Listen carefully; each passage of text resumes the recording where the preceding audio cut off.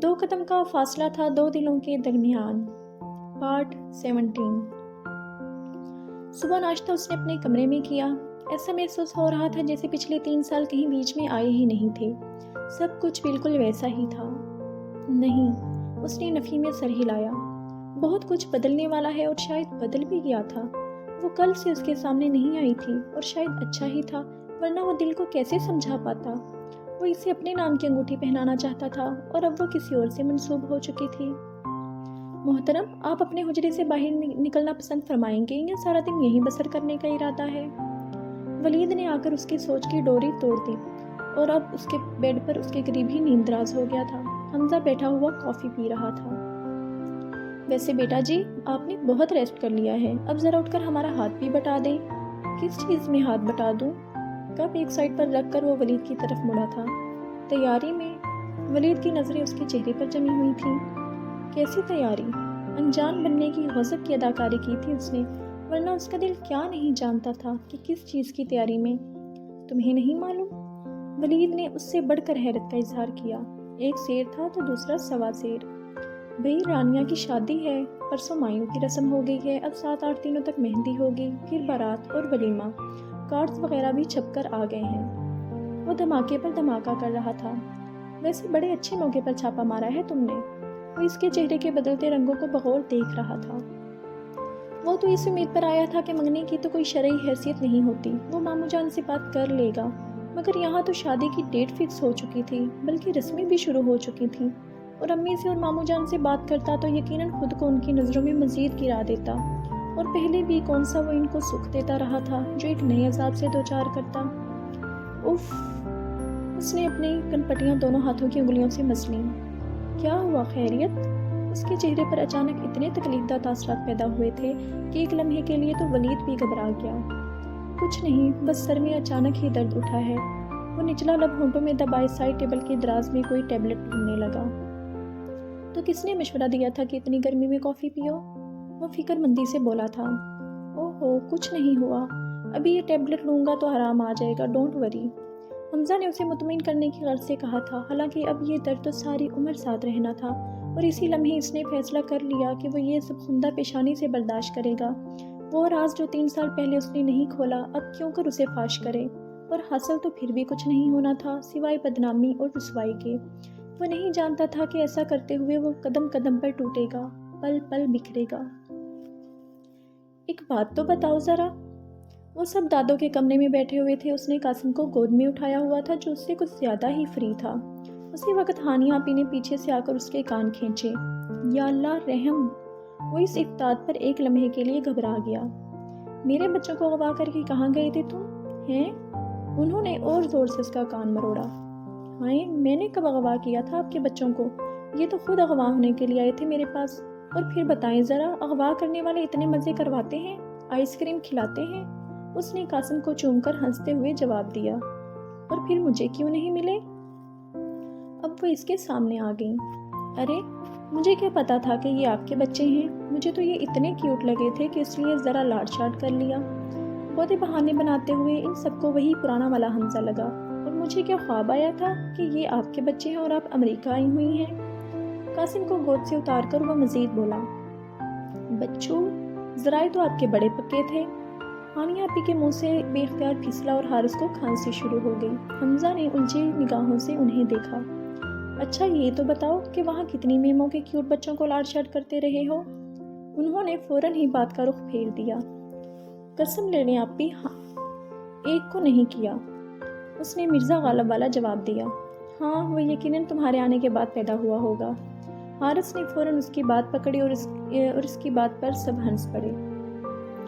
देख ले नानू, आपके लाडले पर कैसे इल्ज़ाम लग रहे हैं। वो नानू की गोद में घुसने लगा।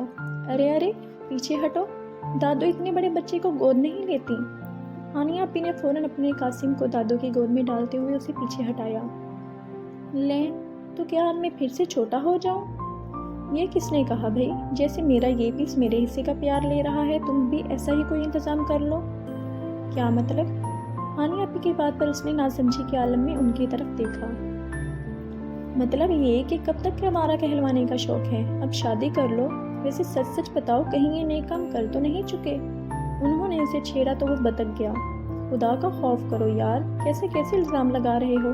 شادی کر کے میں نے بڑے ماموں سے جوتے کھانے تھے، آخر واپس تو میں نے یہیں آنا تھا نا۔ یہ بات اس نے پورے دل سے کہی تھی اور اندر آتے زاہد صاحب کے چہرے پر ایک مطمئن سی مسکراہٹ آ گئی۔ ہاں بھائی، اگر کوئی دم چھلا لے کر آتے تو پورے محلے کے سامنے تمہاری اور تمہاری میم کی پٹائی لگاتا میں۔ زاہد صاحب کی بات پر حمزہ نے جھم کر سر جھکا لیا۔ ہانیہ بیٹا ذرا ایک گلاس ٹھنڈا پانی تو لے آؤ، وہ کہہ کر دادوں سے باتوں میں مصروف ہو گئے۔ حارث اور باقی سب بھی اپنے اپنے کاموں میں مصروف ہو گئے تو وہ بھی باہر آ گیا۔ دل قدموں کو کہیں لے جانا چاہ رہا تھا اور دماغ کہیں۔ آخر وہ رانیہ کے کمرے کے سامنے آ کر رک گیا۔ تذبذب میں تھا کہ اندر جائے کہ نہیں، کہ اتنے میں عارفہ بیگم نے اسے آواز دے ڈالی اور وہ انہی قدموں سے واپس لوٹ گیا۔ کل سے وہ کمرے سے باہر نہیں نکلی تھی، ڈر تھا کہ کہیں اس سے سامنا نہ ہو جائے۔ وہ پھر کیا جواب دے گی اس کے شکووں کا کہ وہ تھوڑا سا بھی انتظار نہ کر سکی؟ لیکن شکوہ تو مجھے کرنا چاہیے، آخر وہ مجھے چھوڑ کر گیا ہی کیوں تھا؟ لوگ تو محبت میں کتنی اذیتیں برداشت کرتے ہیں، کتنی تکلیفیں سہتے ہیں، اور وہ تو دم دبا کر بھاگ گیا، آخر کیوں؟ اور اب میرے جنازے کو کندھا دینے آن پہنچا ہے۔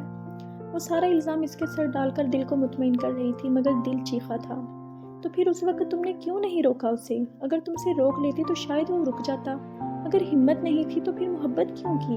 بولو، جواب دو۔ وہ سوچ سوچ کر پاگل ہو رہی تھی، کبھی اسے الزام دیتی اور کبھی خود کو قصوروار ٹھہراتی۔ اچانک اسے اپنے دروازے پر آہٹ سنائی دی، اور یہ آہٹ، یہ خوشبو اس کے دل کو دھڑکاتی تھی، اس کی سانسوں کو مہکاتی تھی، ہر پل اس کے ساتھ رہتی تھی۔ پھر وہ اسے کیسے نہ پہچان پاتی؟ پتہ نہیں کیسا رابطہ قدرت نے ان دونوں کے دلوں کے درمیان رکھا تھا۔ اس کی سانسیں رکنے لگیں تو وہ لمحہ آ ہی گیا تھا جب وہ دونوں کٹہرے میں کھڑے ہوتے، اور یہ لمحہ کبھی تو آنا ہی تھا۔ حمزہ، پھپھو کی آواز آئی اور وہ آہٹ دور ہو گئی اور اس کی رکی ہوئی سانس بحال ہوئی۔ لیکن کب تک ایسا چل سکتا تھا؟ سب کو گفٹس دے کر اب وہ اپنے کمرے میں اکیلا بیٹھا تھا۔ 2 پیکٹ اس کے قریب دھرے ہوئے تھے۔ قدم قدم پر بکھرنے اور ٹوٹنے کی اذیت کیسی ہوتی ہے اسے اندازہ ہو رہا تھا۔ اتنے میں عارفہ بیگم اندر داخل ہوئیں۔ حمزہ، کیا بات ہے بیٹا، اس طرح اکیلے کیوں بیٹھے ہوئے ہو؟ عارفہ بیگم کے ہاتھ میں دودھ کا گلاس تھا۔ بس ایسے ہی۔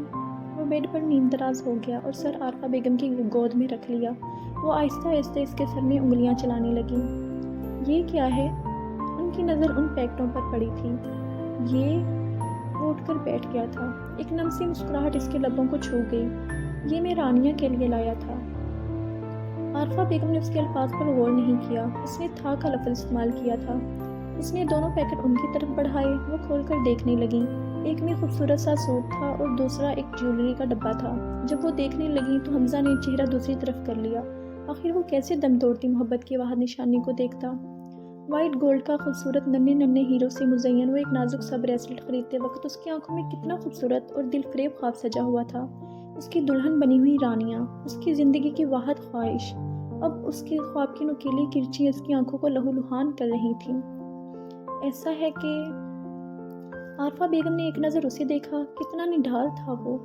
یہ سوٹ تو میں رانیہ کو دے دیتی ہوں، مگر یہ جیولری وغیرہ مناسب نہیں لگتا، یہ تم اپنی دلہن کے لیے رکھ لو۔ وہ اپنی بات مکمل کر کے سوٹ لے کر چلی گئیں اور حمزہ کی شکوہ کناں نظروں نے دور تک ان کا پیچھا کیا۔ باہر سے ڈھولک کی آواز آ رہی تھی، لڑکیاں زور و شور سے گیت گا رہی تھیں۔ اس نے دوسرا پیکٹ اٹھا کر دراز میں ڈال دیا۔ ابھی وہ پلٹا ہی تھا کہ ولید اور حارث ایسے اندر داخل ہوئے جیسے کسی نے انہیں باہر سے دھکا دیا ہو۔ قسم سے یار تو بہت بور ہو گیا ہے، بالکل ہی امریکی بن گیا ہے، باہر چل، دیکھ ذرا کتنا مزہ آ رہا ہے، وہ لڑکیوں کی ٹیم کو ہم دونوں نے اکیلے ہی ہرا دیا ہے۔ اوہو، کیا مصیبت ہے، اتنے بڑے ہو گئے ہو اور ابھی تک بچوں والی حرکتیں کرتے ہو۔ اس پر کچھ دیر پہلے والی کیفیت کا اثر ابھی بھی باقی تھا، اس لیے لہجہ بھی کافی بیزار سا تھا۔ حمزہ، خدا کا خوف کرو، ابھی تو میری شادی بھی نہیں ہوئی اور تو نے مجھے اتنا بڑا بنا دیا، شرم تو نہیں آتی؟ حارث جلدی سے بولا، اس کا شادی کرنے کا شوق جوں کا توں تھا، تو کر لینی تھی نا؟ ایسے ہی کر لینی تھی، ابا جی کا فرمان ہے کہ پہلے بڑے بھائی کی ہوگی اور پھر ہماری باری آئے گی، لہٰذا اب ہمیں مزید نہ ترسانا۔ ولید برے منہ بناتے ہوئے بولا، اچھا اب چلو باہر، وہ دیکھو ذرا کیسے گلے پھاڑ پھاڑ کر چیخ رہی ہیں۔ وہ تینوں آگے پیچھے باہر آ گئے۔ محلے کی لڑکیاں حمزہ کو دیکھ کر نہ جانے کیا سرگوشیاں کرنے لگی تھیں۔ لو، پہلے 2 بے ایمان کم تھے کہ تیسرے کو بھی حصہ بٹانے کو بلا لیا۔ عائشہ ناک چڑھا کر بولی تھی، اے خبردار جو ہمیں بے ایمان کہا تو۔ ولید نے اسے آنکھیں دکھائیں۔ اچھا تو وہ گانے جو آپ لوگ گاتے رہے ہیں ذرا ان کے سنگرز اور شاعروں کے نام تو بتائیں۔ شاعر کا نام ہے حارث واحد اور سنگر کا نام ہے ولید صاحب، وہ ڈٹائی سے بولا۔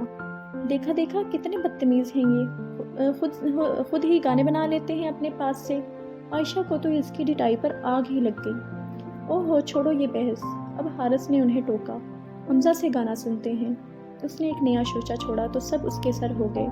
بھئی میں نے تو گانا چھوڑ دیا ہے، میرا گلا خراب ہے۔ اس نے بہانے بنائے مگر کسی نے اس کی ایک نہ چلنے دی۔ بالآخر اس نے ہار مان ہی لی۔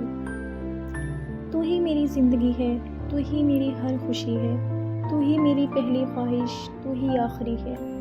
وہ جانتا تھا کہ رانیہ اندر اسے سن رہی ہوگی اور رانیہ کو بھی معلوم تھا کہ وہ اس کے لیے گا رہا ہے، لیکن اب ان کے درمیان اتنے فاصلے پیدا ہو گئے تھے کہ وہ چاہ کر بھی انہیں کم نہیں کر سکتے تھے۔ رات گئے تک یہ محفل جاری رہی تھی۔ اس ناول کے نیکسٹ پارٹ کے لیے ہمارے اس چینل کو سبسکرائب کریں، اس ویڈیو کو لائک کریں، شیئر کریں اور کومنٹ باکس میں اپنی رائے کا اظہار دیں۔ شکریہ۔ اللہ حافظ۔